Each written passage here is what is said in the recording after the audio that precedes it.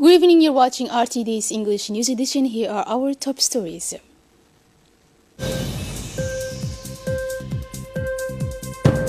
IGAD member countries held this morning the 46th ordinary session of the Council of Ministers.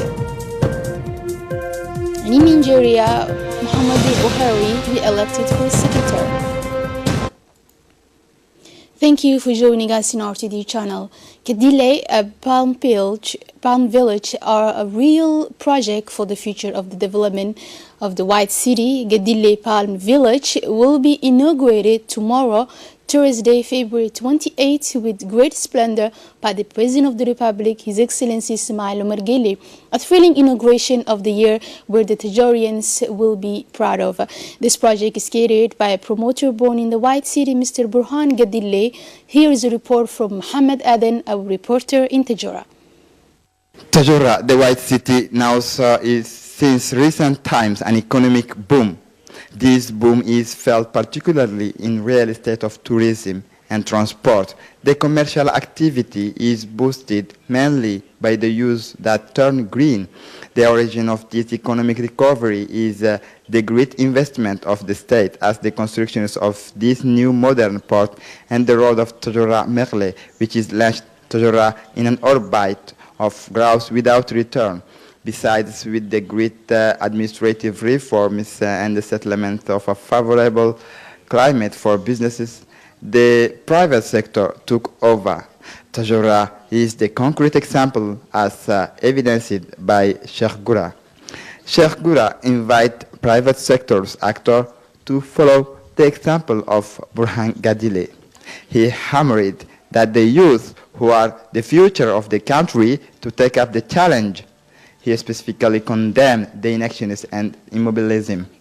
Sheikh Gura added that the very high reward that make effort. For his part, Burhan Gadile, a young businessman of Tajora, has set himself the challenge to build and enhance the bay of Tajora by the construction of 13 penthouses. This is a large real estate project that augurs the rise of the city of Tajora. The head of state, Ismail Omar Guelleh, will be traveling tomorrow to the White City for the inauguration of this large complex, but also to launch the construction of a hotel of high standings, the Gadile Resource Hotel, an expected event that will shape the face of Tajora. With Gadile Palm Village and the new seaport, the Tajora city became, like in the past time, the White City. She also became the most important city in the northern of the country. Moving on with the national news, the President of the National Assembly, Mr. Muhammad Ali Hamad, received today, Wednesday, February 27, Mrs. Barbara Manzi, Coordinator of the United Nations System and Direct Representative of the Honorable Antonio Guterres, Secretary General of the United Nations. The meeting took place at the main lounge of the National Assembly, where the discussions focused on various topics. Welcoming his guests at the heart of the Djiboutian democracy, that is this hemicycle, the President of the National Assembly praised the relations and the perfect coordination that exists between the two institutions in the accomplishment of the objectives they set themselves for. The President of the National Assembly did not fail to recall that the UN programs have largely contributed to the consolidation and capacity building of the people's elected representatives, and this with the implementation of various programs such as parliamentary caravan that allowed staying in regular contact with citizens even in the most remote areas. Thanking the Speaker of the National Assembly for his traditional hospitality, Mrs. Barbara Manzi said she was aware from her experience of the role and missions of the Parliament, which itself collaborated with parliamentarians in a number of countries, Asia, Middle East or Europe. Following the meeting, President Muhammad Ali Hamad and the representative of the UN Secretary General, Ambassador Barbara Manzi, expressed their satisfaction with the exchange and promised each one to further strengthen the collaboration between the United Nations system and the national representation. The ministers from IGAD member countries held their 46th regular meeting early this morning at the campus Key Hotel. The meeting, chaired by Ethiopian Foreign Minister Mr. Workinet Gebeyu, focused on the rapidly evolving geopolitical landscape of the Horn of Africa, including the political and security dynamics across the Horn, the enlarged region of the Red Sea. The purpose of these meetings was to identify opportunities for constructive engagement in an unstable environment on many issues, including we have invested quite a lot in the peace and security in the region. I will just, of course, mention AMISOM, but not only. We have invested in our political high-level contacts. Just to remind you that over the last 2 years, our High Representative Federica Mogherini met twice the ministers of IGAD in Brussels, and we all believe that this good wind that blows in the region, wind of transformation, will be even blowing stronger with a strong, unified. The head of diplomacy, Mr. Mohammed Ali Yusuf, congratulated the initiative of normalization of relations of this region's countries. Let's listen to him. Our region is passing through substantial transformation in many fields. First, a very positive dynamics of normalization of relations between countries in the region is underway. The security issues are still posing serious challenges to our countries, but the fight against terrorism unites us more than ever and more than any other issues. Peace in South Sudan is back on track, and Somalia is making progress at leapfrog pace towards institution-building goals. Yet this ordinary session of IGAD Council of Ministers was indeed long overdue for the reasons we all know. IGAD member countries have been struggling with serious peace challenges and stability problems over the past 5 years. Hopefully, we managed to handle them all in a proper way. I'm not pretending that every single problem has been resolved, but the solidarity and unity of purpose demonstrated by our leaders and our governments along the course of those crises have enabled us to make tremendous progress in the right direction. Your Excellencies, ladies and gentlemen, the Horn of Africa region is no doubt drifting to the center of many global interests. However, it's up to IGAD member countries to take the lead in dealing with those interests, or at least trying to be at the driving seat in order to find the right synergy and balance with the region's vital interests.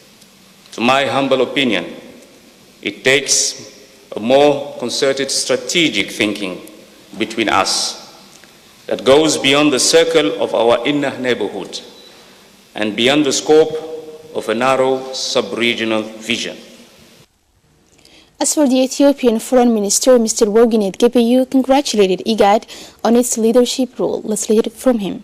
The first agenda of our gathering today is the organizational structure and treaty of IGAD. We need to conclude this unfinished business in a manner that enables the organization to speed up its economic integration. I cannot think of a better time than today to realize the restructuring of IGAD so that it can capitalize on the robust situation in our region to bring the most needed peace, stability, and prosperity.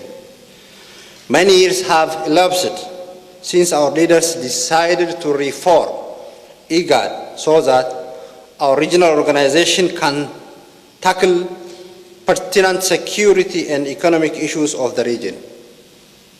At the time, our leaders envisioned that IGAD should set its focus on both issues. And after the officials, a 4.5 million euro signing ceremony took place between IGAD and Germany.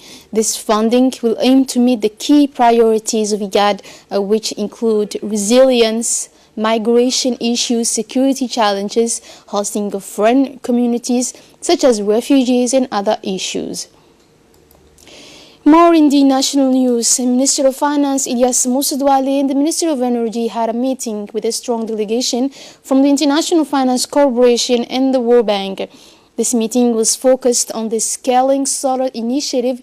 Scaling Solar is a program that focuses on collaboration between project promoters and governments who want to increase the share of renewable energy in their countries and energy mix or support the construction of photovoltaic power plants. This consulting meeting will help identify the best sites, provide a contractual package that will allow to carry out a competitive process, transparent and able to attract the best investors in the solar. It should be noted that this aid program was launched in January 2015 by the International Finance Corporation, a member of the World Bank Group, with the aim of promoting a rapid and transparent development of the photovoltaic energy market. In addition to the Minister of Finance and the Minister of Energy took part in this important meeting, the Director of the Geothermal Agency, the Director General of RTD, Mr. Jamal Gele, Mohamed Kayat, and the Economic Advisor to the President of the Republic, Mr. Omar Sikir. In an interview, Energy Minister Younis Ali Gedi said that the Scaling Solar project is a project that gives the government the possibility to have solar projects with very competitive rates and with a very effective insurance. He added that they've debated on issues of renewable energy in Djibouti and also talked about the solar issue in Djibouti. He mentioned that there are ongoing projects, but they also joined this project, Scaling Solar, to be able to develop. The Minister of Women and Family received the representative of UNICEF, Mrs. Jenabu Mahound. The signing of an agreement took place between the UNICEF representatives and the Minister of Women and Family, Mumina Ahmed Hassan, in the premises of the Ministry of Women. The purpose of this convention is to strengthen the collaboration and partnership of work between the Ministry for the Advancement of Women and UNICEF. Technical advisors Hassan Ali and Ismail Muhammad, as well as Ruqayya Ahmed, project manager, and Mrs. Deqa in project management specialist, participated in the signing ceremony.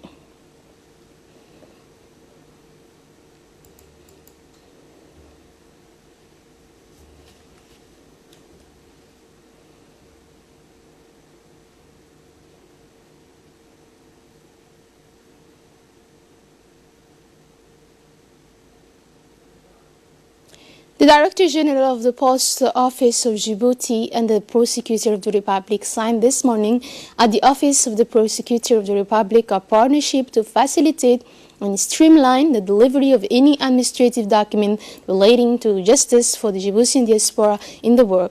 Djibouti's Post is committed to supporting the Office of the Prosecutor of the Republic in the Djiboutian diaspora by providing a portal on its website allowing them to order the documents they will need, such as criminal records, certificate of non-conviction, the duplicate of the marriage certificate. And thanks to this fast, secure and encrypted interface, the request is transmitted instantly to the various services concerned, which make the diligent processing of the request. That Djibouti's Post is responsible for sending the documents to the applicant wherever they are in the world. This partnership is fully in line with the e-government policy, which seeks to bring the citizen closer to the state institutions. It should be noted that this technological and logistical feat could be achieved without any budget, and when the state and its deconcentrated services share their skills and material resources, everything is possible. The Prosecutor of the Republic, Mr. Aid Ahmed, has welcomed this partnership, which will tend to expand to offer the same services to all Djiboutians inside and outside of the country.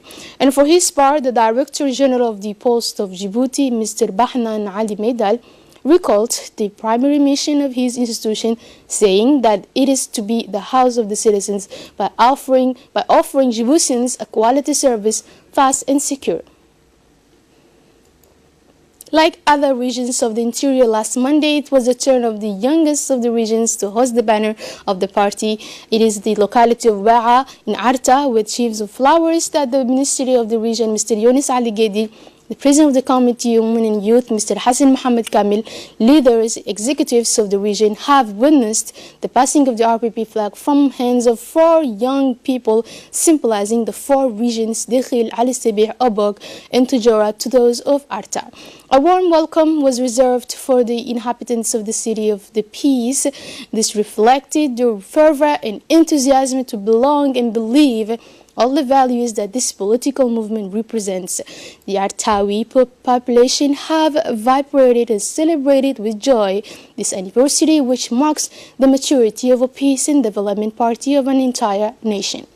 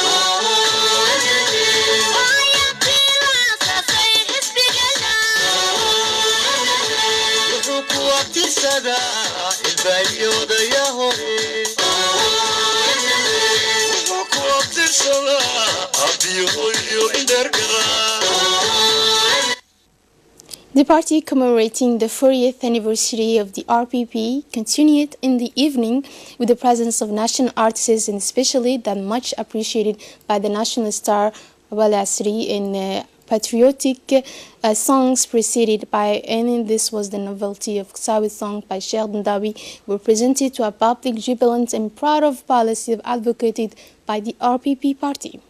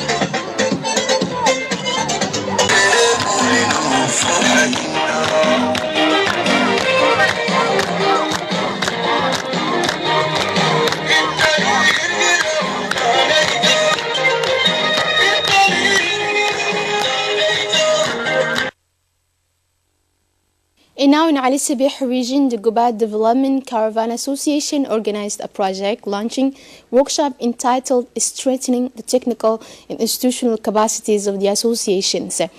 In the meeting room of the Regional Council of Ali Sabih, a project funded by the Microfinance Program of the Global Environment Facility, this workshop was co-chaired by the Vice President of the Regional Council, Nuh Saeed Gildon, the Deputy Prefect, Muhammad Hamad Abbas, and the Project Coordinator, Idris Muhammad Abdullah.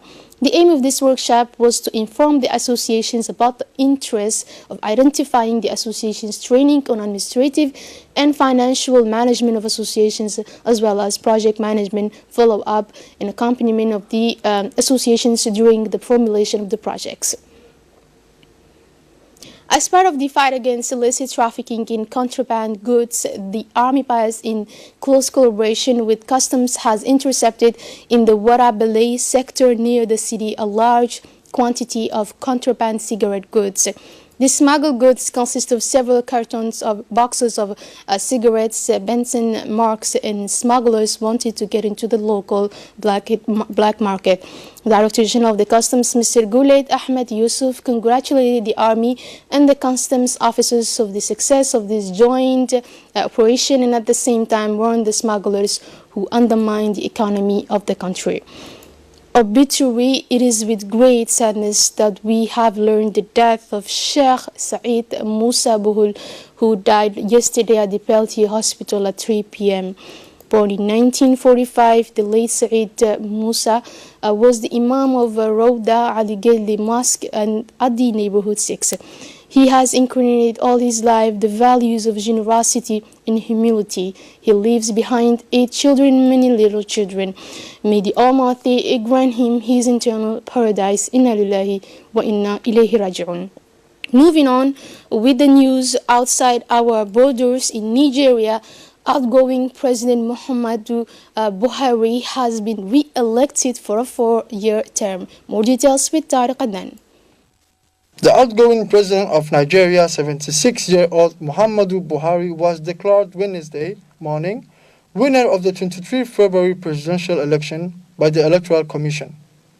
His rival Atiku Abubakar rejects the results and wishes to file an appeal. Muhammadu Buhari remains at the head of Nigeria for 4 more years. The incumbent president was re-elected for a new term, the Independent National Electoral Commission said Wednesday, February 27, after waiting up the election results. And in Egypt, 20 people have died in an accident at Cairo station. People were killed and 40 injured on Wednesday at Cairo Central train station, following a train accident that caused a major fire, security and medical sources said. According to these sources, the train accident set off this major fire inside the Ramses Central Station, the main railway station of the Egypt's megalopolis. The Egyptian state television has confirmed the balance sheet of the accident. 12 ambulances and as many fire engines were deployed in front of the main entrance to the station was filtered by the police. Inside the station, a burned train was inspected by police and firefighters, while journalists and passers-by took pictures. Egyptian Prime Minister Mustafa Madbouli quickly visited the scene. In a public statement, he warned that anyone responsible for negligence will have the answer and face serious consequences. In the United States of America, Donald Trump is now want to approach North Korea. Explanations with Tariq Adnan. Trump found Wednesday night in Hanoi his friend Kim Jong-un, to which he once again promised a spectacular economic development if North Korea finally agreed to give up its nuclear arsenal. The first summit between the U.S. president and the North Korean leader in June in Singapore gave birth to a vague statement on the denuclearization of the peninsula. In the absence of any concrete progress since, the pressure is now strong on the shoulders of the tenant of the White House, who has so far remained silent on ongoing negotiation. His critics fear he will make too many concessions to give the impression of success and divert attention from what is happening in Washington, where his former personal attorney, Michael Cohen, is preparing to deliver to Congress an overwhelming testimony. That's all for this edition. Thank you for being with us on RTD.